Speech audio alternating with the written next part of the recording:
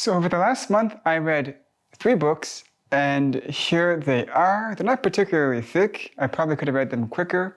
And these ones were not as fun as my usual reads, but they were still pretty good books. So let's dive into them. So as some of you might know, I'm currently going over like finance and accounting. I have a bunch of finance and accounting textbooks I'm studying with a bunch of secondary sources or like just general nonfiction books.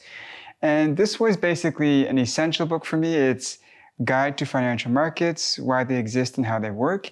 And this is a book that isn't so much about finance, like the nitty-gritty of, let's say, like financial accounting or corporate finance, but more about the kind of financial tools or products you can buy and how those tools or products behave inside the economy, and then what you're supposed to do with them. So for example, I would say in each section of the book, he goes over the purpose of financial instruments or markets, and you'll get something like he'll talk about shares, like private equity, and what the purpose of private equity is, right? The idea being that it's to raise capital for businesses without taking on debt and also mitigating some of their risk. Or you could say bonds. He'll talk about the bond market and how bonds are a way to basically take on debt-based growth. But also, which a lot of people don't talk about, is that bonds are a way to finance projects, because if you're creating a project, then what you can do is you can sell bonds, and then the bonds are going to have interest payments that you have to make. So ideally, you can get some financing through returns on the project as you finish it, and you can pay off those bonds. Or securitization. He talks about the purpose of securitization, which is a pretty important thing in modern times. And he goes over some historical data as well that's super important about securitization rising after the 2008 financial crisis, which you would think it would shrink, but it didn't. So he'll talk about the purpose of things like this inside the book. And then he talks about the mechanics of financial instruments. Wow, blah, blah, blah, blah, blah. He talks about the mechanics of financial instruments inside this book as well. And I think that stuff is really important, right? So like the basic mechanics of yield curves for fixed income instruments, or let's say, I don't know, interest rates and how they influence foreign exchange. He actually talked about something really interesting, which was a way of speculating on foreign currency, where if you follow interest rates between currencies, then big companies will be more likely to take out loans with countries that have lower interest rates, which can then strengthen their currency, and it could be used as a way of speculating on the relative positions of currencies. Basic stuff like this. Now, it is a simple book, but what I like about it is it's true to the title, and it is strictly speaking about financial markets. Again, this is not a book that is going to teach you basic finance. It's not going to teach you financial accounting or corporate finance or even public finance. It is strictly speaking about the markets that get formed around financial instruments that you can buy and trade. Now, this next book is Love's Executioner and Other Tales of Psychotherapy by Irvin Yalom. People, you might have heard of him. He's a very famous psychiatrist, has a lot of books.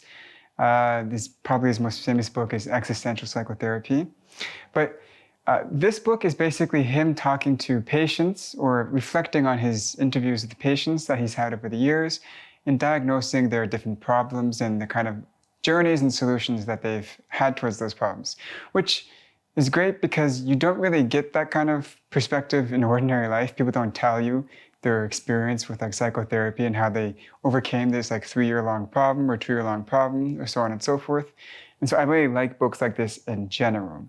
And what I like about Yalom is he has a type of worldview towards therapy that's very unique. It's existential therapy, and the idea here is that there are fundamental concerns that are inevitable in human existence. So for example, your own death. How do you relate to your own death?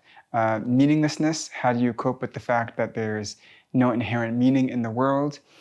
Isolation. How do you deal with loneliness? Do you struggle with it, or is it something that you are excelling at and perhaps you like it too much? Stuff like this, right? That's what Yalom's kind of approach to therapy is, looking at these inevitable problems. And he uses that framework to delve into some of the patients inside this book. One of the things that he actually talked about was pretty interesting with one of his patients was there was a woman who had a really passionate love affair for about 27 days. And she was stuck in the past, living in that intense love affair for the next 8 years of her life. And she couldn't get rid of it because it was she had it in her mind like as an idealized thing. And I thought the way that Yalom dealt with it was pretty interesting. On top of that, there was another interesting one about a mother whose daughter died, and then the son became like a drug addict, and she kind of had this thought about like the wrong one died, and just interesting stuff like this that you don't hear in ordinary life will be found in this book. So if you like those topics, this is a really, really good one for you. Now, this last book, The Righteous Mind by Johnathan Haidt, I actually did a more thorough review on. It was quite extensive. And the idea behind this book is basically that there is an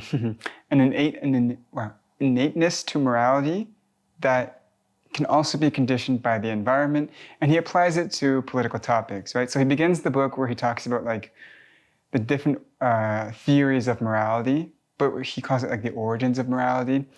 And he talks about, for example, like environmentalism versus like naturalism or like innateness, or you could say like nature. And then there's the in-between called like the rationalists, who believe that we use our innate gifts at certain stages of development to then learn moral outcomes or like moral rules.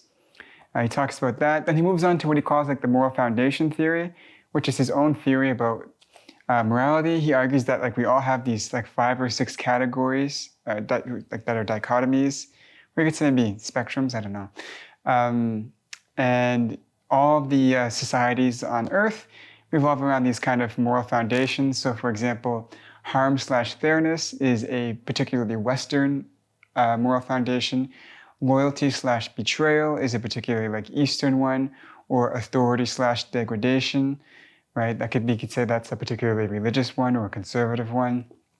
Kind of that's his idea, right? He takes these moral foundations and applies them to the different cultures of the world. And then in addition to all of that, he explains his elephant in the rider metaphor that he uses quite a lot. And he says that people, funnily enough, for all the ethical argumentation that they do, actually have automatic responses towards certain actions that predetermine the rationalizations that they're going to give.